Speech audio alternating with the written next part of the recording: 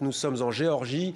Un chef de l'opposition est arrêté manu militari lors d'une violente opération des forces anti-émeutes.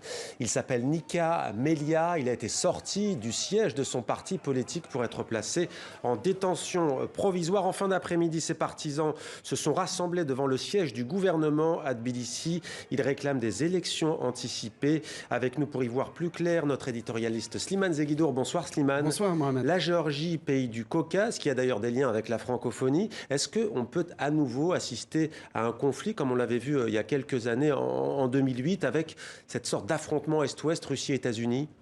Mais cet affrontement n'a pas cessé depuis la sortie de la Géorgie du giron soviétique il y a 30 ans. Regardez la carte. Les taches oranges, ce sont des territoires géorgiens peuplés par des minorités ossètes et abkhazes qui ont proclamé leur autonomie immédiatement reconnue par la Russie, qui entretient d'ailleurs une présence militaire dans les deux territoires géorgiens.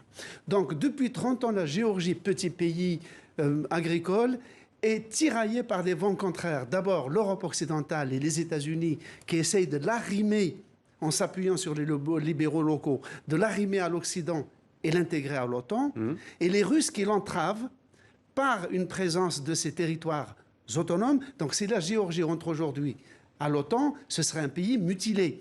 Donc la Russie joue avec ses minorités ossètes et abkhazes, mais aussi par une diaspora géorgienne en Russie qui représente à peu près 1/5 de la population géorgienne et dont les envois de mandats nourrissent la Géorgie. Ce qui fait que la Géorgie est dans un corset.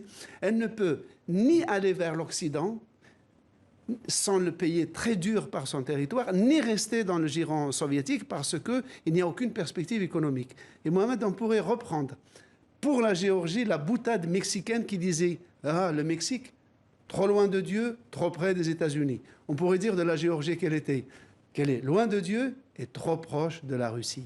Voilà pour cette formule. Merci beaucoup Slimane pour cet éclairage.